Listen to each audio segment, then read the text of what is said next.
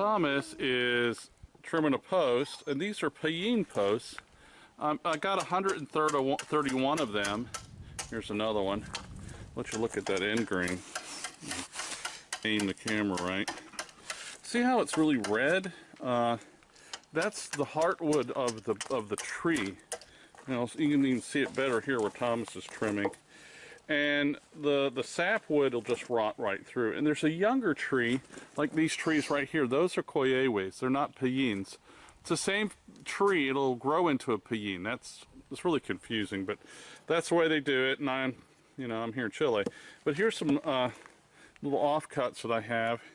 You can see that it's really red. It's almost like flesh. It's so red. But anyways, we're trimming these posts up to use in our leñera, which is our woodshed.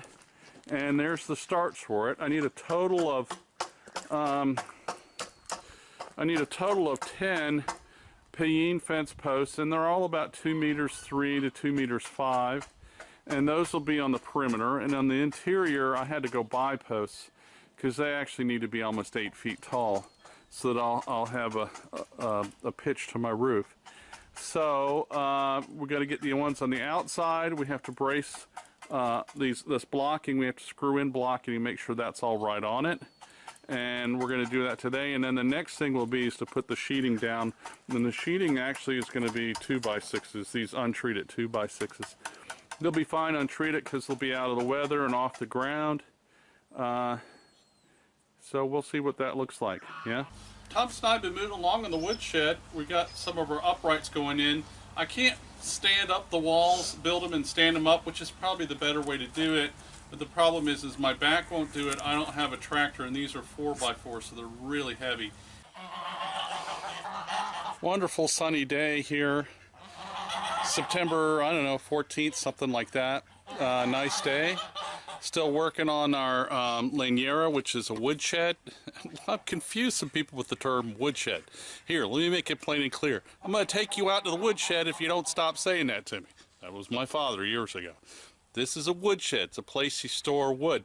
It's not something, a firewood shed. I'm going to set it on fire. No, it's a shed for storing firewood, anyhow. So, Thomas has been helping me. Thomas has been helping me today, and he and I are working on this. I'm cutting with the saw. He's standing stuff up, carrying stuff for me, nailing stuff in. I want to tell you how fortunate I am. I have a son. We have a total of 6 children. We lost one, but I have 5 living children, and Thomas is our youngest. All my sons have been wonderful, but Thomas is a blessing from God. If you don't have a son that loves you, I recommend you get one, because man, it makes life worth breathing. It just really does. He's such a help here. He doesn't complain, and he does things for me that helps me in my old age, because I can't pick things up and things like that. And he's so excited to learn. He's out there chasing the sheep right now. We had a new baby sheep this morning. And he's just so full of life and energy and joy that it's hard not to be amazed at what a gift he is. So like I said, if you don't have a son that loves you like mine does, you need to get you one. And I try my best to treat him good, but I'm not so good at father sometimes.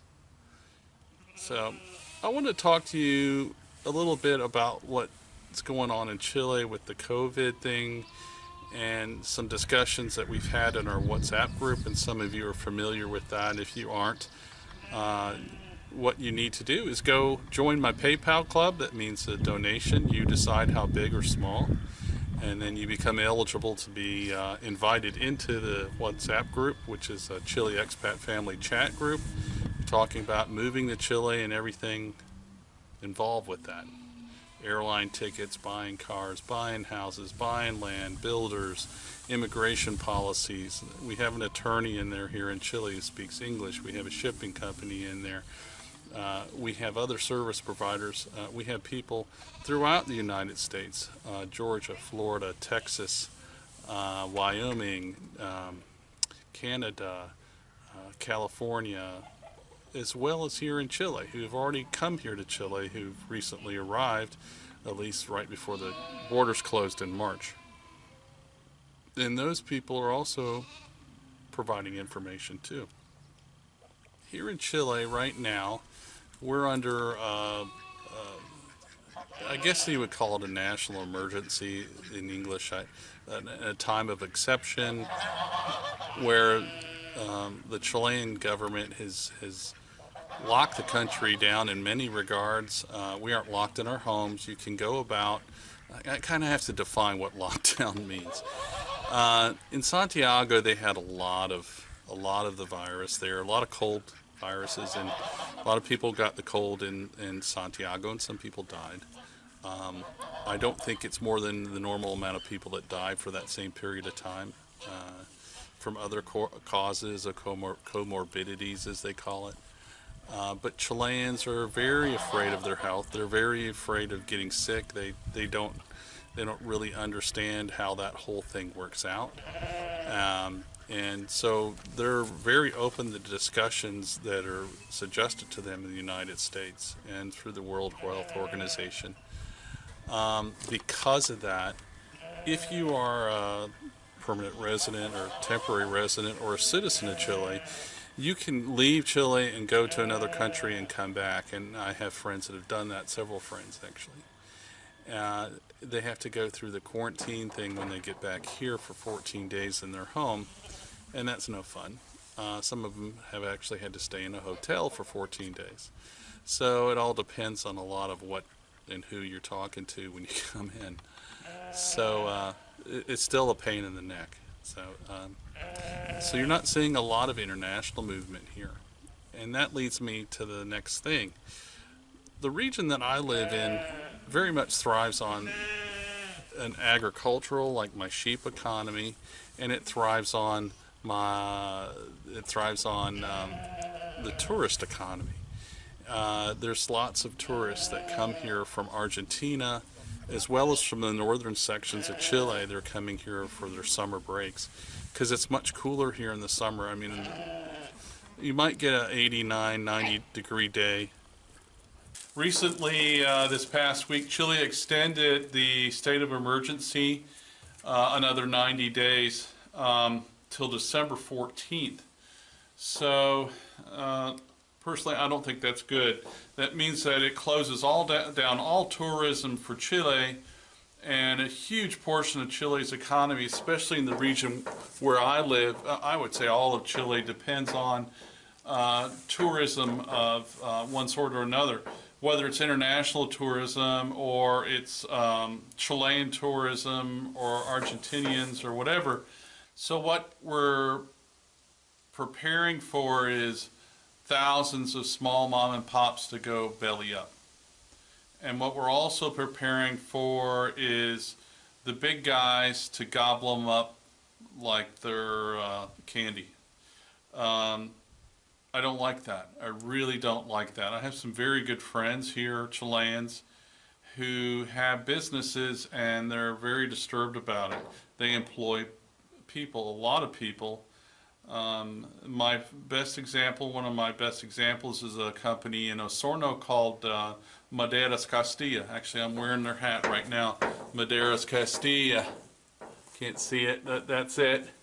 And that business has been there probably second generation, and they made lumber. They were a lumber mill, and they had the huge mill set up on, I don't know, 10 or 15 acres, but they also had a retail sales shop, and that retail sales shop sold to most of the big box stores locally. Specifically, they were selling their treated lumber, which is, they had these huge pressure tanks that they take their lumber and on kind of like a rail car and the trolley, and they push it into it, and then they pressurize it with the chemical, and that treats it so that our houses don't rot down, okay? And lumber is a big business in Chile.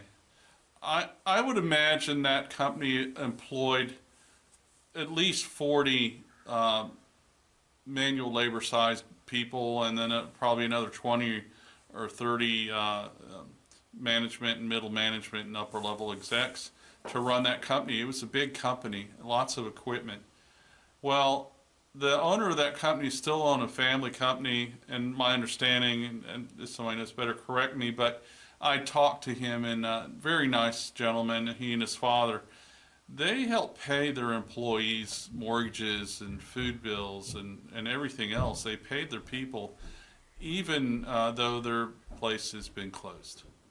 Um, and because of that, they paid their way out of a business. And that's extremely admirable and noble of them. Uh, but they're just one small example, and I know that's not tourism. Tourism here would be restaurants. And I know quite a few restaurateurs here, two of them very well, who are very afraid of what's going to happen with the restaurant business here in Puerto Octai specifically. And they each employ, one is a smaller restaurant, a cafe there in Octai. He only has probably five or eight people, I don't know. And the other one probably has about 20 people they employ year round. And they're going belly up because um, they aren't allowed to serve people. They aren't allowed to let people come in there and eat and sit down in the restaurant that they're paying taxes on those restaurants as well. I understand it is a virus. It's a cold virus, yeah. And I don't have a cold. It's just very cold out today, and my nose is always running with the working in the cold. But anyhow, um, but I think there has to be a healthy mix between the two. To close the borders somewhat indefinitely, although 90 days is granted, it's not indefinitely, but we're on our second round of 90 days, maybe our third, I don't remember. Since March, we've been closed. And it's September, I don't know, 15th now, something like that. And because of that, uh, my best example is recently the government of Chile said that the 18th of September, which is their Fiesta Patria, their festival of their heritage, which is like the 4th of July in the U.S., is going to be a diminished. You can only have 6 people in a room at a time, and they're going to be coming into people's houses and breaking up parties, and I think that's overbearing. Um, yeah, I do. So and so if you think about December 14th as the date that we get to, that's awfully close to Christmas, and we sure don't want anybody to catch the virus over Christmas when they're visiting grandma and grandpa and mom and dad and whatever. And so we're already loading the gun for 180 days, not 90 days. Uh, so I don't buy the new normal. I don't think there is a new normal. I don't like that term personally. I think the new normal is really oppressive, and it's an overbound and overstepping of the government's role in society. I feel very bad for my friends, and actually I'm losing some business too. Some people in our group who I do catering for had planned a trip for December, and now it's more than likely that that trip here is going to be canceled. That group has been very strong about discussing the different issues that are facing us right now in Chile and throughout the world. This is not just a Chilean phenomenon, which scares me even more because the Chileans like to absorb what they're told by world government entities like who I don't trust. In all honesty, I don't trust. It just stuns me sometimes that people believe in that you have the right to die, your right to choose to die, euthanasia, whatever you want to call it, right to death. But you don't have the right to walk outside without a mask on and catch the virus. But their thoughts are is give someone else the virus. Well, I don't know, but I always thought that it makes real sense to put the people who are sick in quarantine and the healthy people continue on. So, but I don't know everything. I don't, and I'm just Jim, and I'm out here doing my thing. It does not affect us personally very strongly here on our little homestead. It has made a difference in us in being able to get some of the specific items. Uh, for instance, I got some lumber that I'm building the woodshed with Thomas with over there, and it took like 2 months to get that wood, and it would have taken me 2 or 3 days before the virus. And that's strictly because of the mobility, being able to move around and transport things. If you want to move from region to region to region in Chile, which are like states basically, you have to have a pass on your phone that you fill out a questionnaire. Where are you going? What are you doing? And they'll give you a 4-hour pass to go buy groceries in another region or whatever. And they have roadblocks to see that you have that, and that's to keep the virus, understand what it's about from passing region to region to region. But when is that going to end? Never. I mean, our son lives 3.5 hours north of us, for instance. Are we ever going to get to be able to see him again? I don't. Right now, it would be a no. At least for another 90 days, and we haven't seen him since January. So it'll be a year to see our son, for instance, and our daughter-in-law and friends too. So it's starting to become oppressive. I'm really hopeful, though, that Chileans will start to blow back a little bit and say, look, okay, we know that you can get sick, we know that you can die from this virus, but we choose to do that. It's my choice to live or die, and I want that. So we've always done it that way, too. Never in my lifetime has there been a quarantine like this, anybody's lifetime in the history of the planet.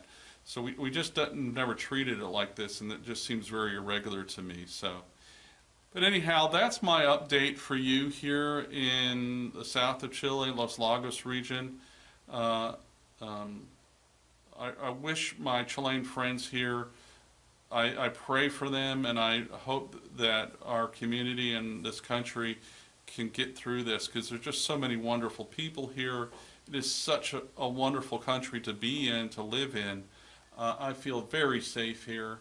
I feel secure in what we do, and I don't know that there is a better place, specifically when you look at the United States and how it's on fire right now.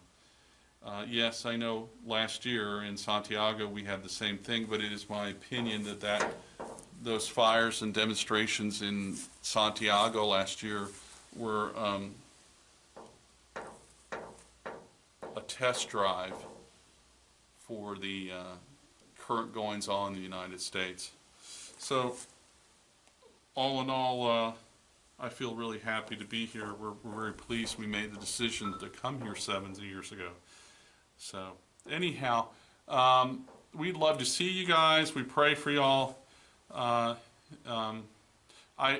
really appreciate your time, and I thank you for coming by and watching my videos.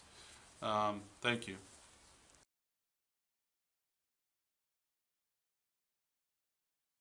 Here I am in my container workshop in the back of the house, and this is the bathroom door so far, and this is one side, obviously the other side's down, and I think it turned out pretty nice. I've stained it. I'm not done with it. I intend to put, let me see if I can show you here. I intend to put slats down it like that, a bunch of them going that way. I may even put a bar across here this way that the slats end on to give it a little bit of, it'll be a thicker bar, like a 1x6 or something, to break it up. And then I intended to put some iron accents on it, and the hangers and all that. I still have to do it. If you look on that far corner, let me see if I can zoom in on that. I did get a little bit of bending and warping and rolling there with that lumber. Even if I did use the plywood panel in the center to level things out, that's still, I got some bending and warping there. Quite annoying, but I'm not a perfect carpenter. Heck, I'm not even a carpenter. So I will keep you guys updated as to how this panel, this rolling door that I'm building for my bathroom turns out. and I'll give you updates on it as we go. Thanks for watching and coming along with me. Ciao from Chile Expat Family.